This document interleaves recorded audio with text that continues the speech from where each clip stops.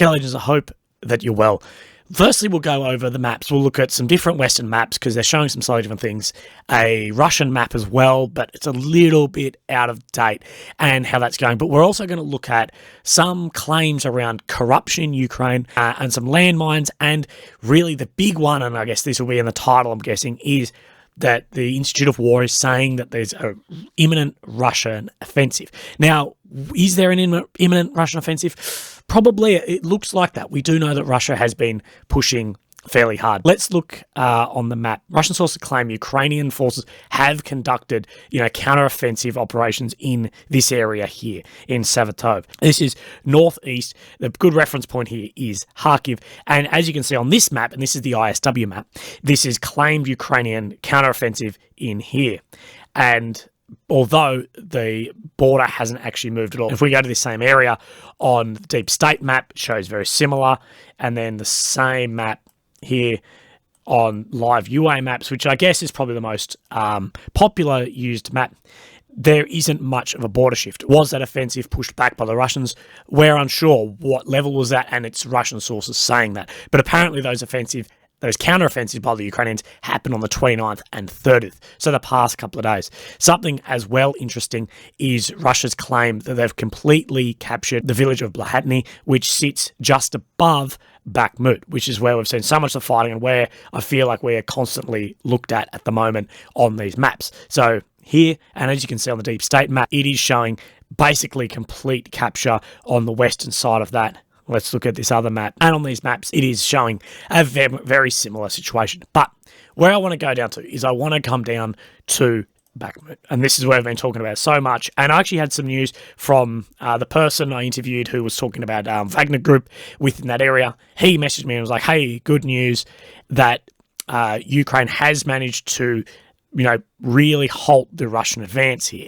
And that was sent about 24 hours ago, that message, which came as a surprise to me, and it might come as a surprise to some, but we will see what the maps say.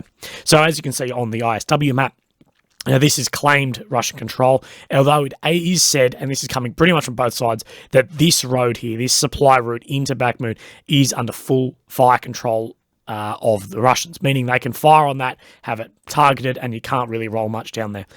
The Deep State map is showing very similar. So if we step back to, today's the 1st, if we step back to the 30th, 31st, 1st, again, it's not showing that much change in the past 24 hours. So my dear friend there may be correct. And let's see what the live UA maps are saying. If anything, live UA maps is actually showing somewhat more position in here.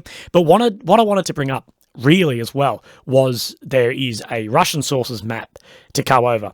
And this is showing a very different situation. And it's showing that, the claimed Russian offensive is well within this southern and eastern part of Bakhmut in the street-to-street fighting, which I can't tell you which map to believe because, both maps have their own biases. But there is definitely photos and images coming out of street-to-street fighting in these areas. Whether it is just these streets here or they're deeper in, we're unsure. But it's definitely a very difficult situation there. And as far as, major movements, there hasn't really been that much. But we are coming up on 1 year of this war, and we're starting to see that more Western aid will probably be delivered, with America set to have another $2 billion package in the next couple of days. Due to the CPI, the Corruption Perceptions Index, which really is an international index of how corrupt a country is, Ukraine this year has scored one more point than it did last year. Ukraine currently is 116th out of 180 countries, and they've scored 33 points out of a possible 100. And this comes after a slew of high-profile arrests from Zelensky and the SBU. Ukraine did partially fulfill some measures, but it did fail to reform the Constitutional Court. And despite this, the opinion of the Venice Commission and the Indian Nation of Public Experts, President Zelensky did sign a law, this is Law 7662, which relates to Constitutional Court judges who have been the spectacle of corruption for many years now. This law not only has raised doubts about the results of the work of the advisory group of the experts, which then they will elect the Constitutional Court judges, but will also allow dishonest judges to potentially be elected into this crucial institution. It has been criticised greatly by Ukraine's civil society and the West because it does fail to give foreign experts a crucial role in assessing the integrity of candidates for Constitutional Court jobs. As a result, the President's office could be able to handpick Ukrainian loyalists and fully control the Constitutional Court, which, as we know, is not good anywhere.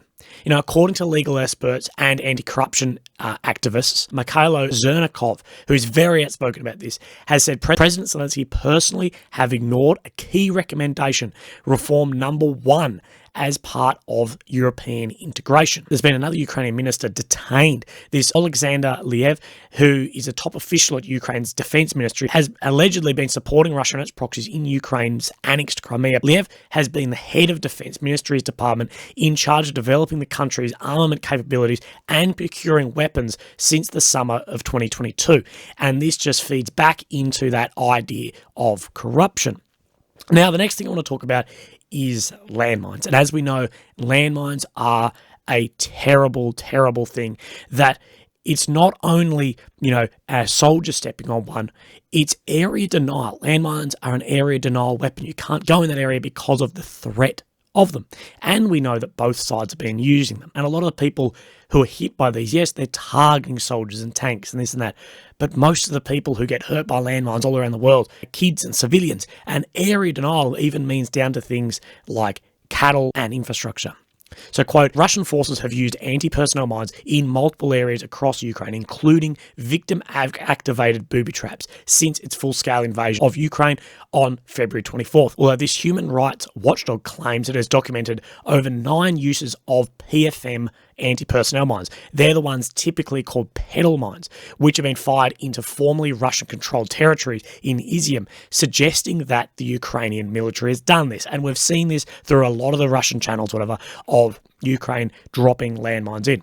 Now, people will say, yeah, but landmines aren't allowed in Geneva Convention, but neither Russia or Ukraine has signed that, which is correct in a part, but Ukraine is actually also part of the 1997 Anti-Personnel Landmines Convention, which prohibits use of these weapons. Steve Goose says Russian forces have repeatedly used anti-personnel mines and committed atrocities across the country, but this doesn't justify Ukrainian use of these prohibited weapons. So let's talk about this imminent attack. Western, Ukrainian and Russian sources continue to indicate that Russia may be preparing for an imminent offensive. This is supporting the Institute of War's assessment that offensive in the next coming months is the most likely course of action. And I'm just going to bring out a few quotes in this, and I'll be reading from the ISW website. NATO Secretary Jens Stoltenberg stated on January 30th that there was no indicators that Russia is preparing to negotiate for peace. But I'd like to say on this point too, neither side is prepared to negotiate for peace. And if online you are even suggest a negotiation for peace, everyone will say that you are either on the Russian side or the Ukrainian side, and don't even bother suggesting that you get eaten alive. Continue to say all the indicators point to the opposite. Stoltenberg noted that Russia could mobilize up to 200,000 personnel and is continuing to acquire weapons and ammunition through not only increased domestic production, but partnerships, as we've seen, with countries like Iran and North Korea. Something we've seen a little bit recently reported is the Russian Ministry of Defense has continued to try and professionalize the Russian army. This comes from pressure from inside Russia because people are seeing the equipment and the training of these guys on the front line through things like Telegram. Russian Defense Minister Sergei Shoigu announced on January 30th, only yesterday, that the Russian MOD will take over the provisioning of Russian volunteer units with weapons, equipment, clothing, medical care, and food.